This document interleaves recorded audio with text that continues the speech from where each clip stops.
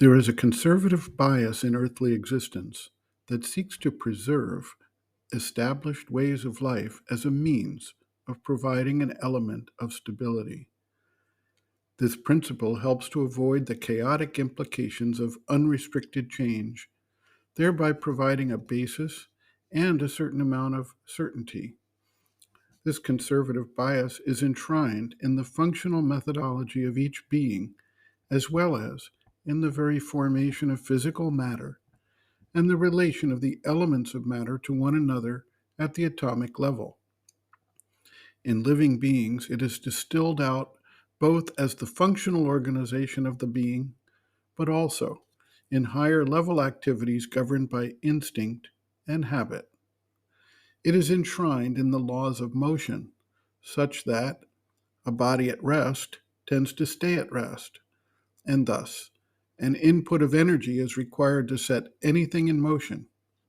Similarly, a body in motion will have a certain momentum and continue that motion until the energy decays or the resistance increases. In a vacuum, such as in outer space, where there is virtually no resistance, bodies in motion will tend to stay in motion until impacted by an external body, which can influence that motion, which leads us to the centripetal force drawing the Earth towards the Sun and offset by the centrifugal force of the Earth's own motion, offsetting that gravitational pull. All of this is intended to set forth the basic conditions under which matter and life operate in our world, and the need, therefore, for an extraordinary input of new energy to effectuate real change in the existing order of things. The more complete or radical the change required, up to a complete transformation of the currently dominant mode of existence, the more focused energy must be applied.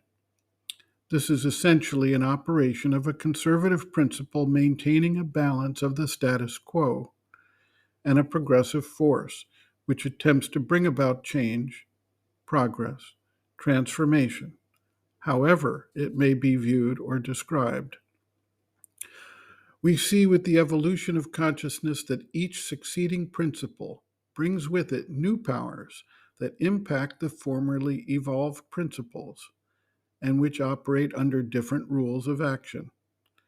This embeds in the manifestation a mechanism to bring about dramatic change, while still ensuring that chaos does not ensue from too fast or too untethered new line of action. At a certain point, it becomes obvious that the status quo is actually harmful and needs to be changed. And at this type of inflection point, the powers of change are concentrated and begin to move things in a new direction, guided by a new principle of understanding and action.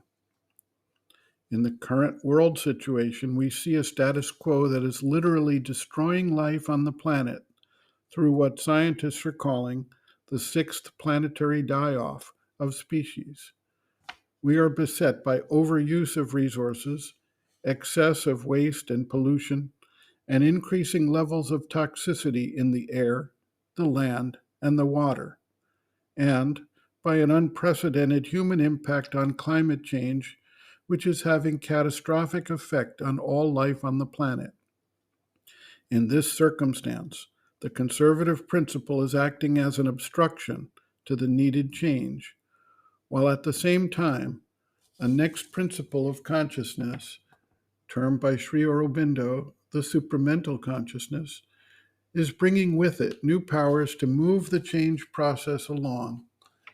It is this power that represents the hope that we can overcome the overwhelming impact of past decisions and actions.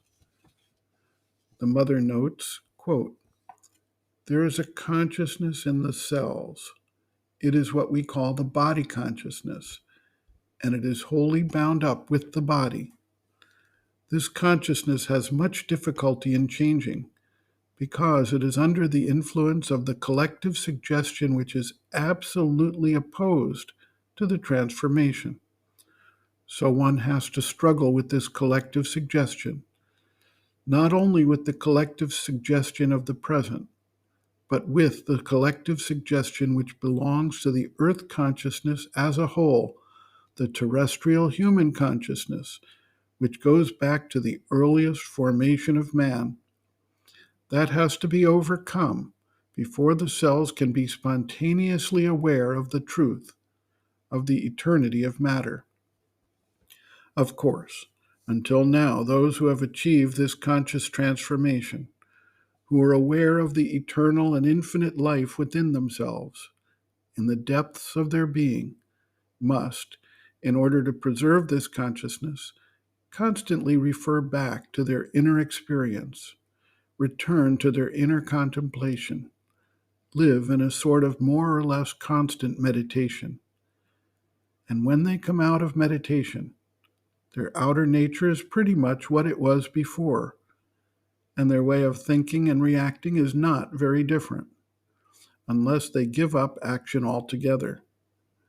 But in that case, the inner realization, this transformation of the consciousness, is helpful only for the person who has achieved it, but it does not change the condition of matter or earthly life in the least. For this transformation to succeed, all human beings, even all living beings, as well as their material environment, must be transformed. Otherwise, things will remain as they are, and individual experience cannot change terrestrial life. This is the essential difference between the old idea of transformation, that is, the becoming conscious with the psychic being and the inner life, and transformation as we conceive it and speak of it. Not only an individual or a group of individuals or even all individuals, but life, the overall consciousness of this more or less developed material life, have to be transformed. Without such a transformation, we shall have the same misery, the same calamities, and the same atrocities in the world. A few individuals will escape from it by their psychic development, but the general mass will remain the same state of misery. End quote. Reference, Sri Aurobindo and the Mother, Our Many Selves, Practical Yogic Psychology, Chapter 2, Planes and Parts of the Being, pages 22 to 23.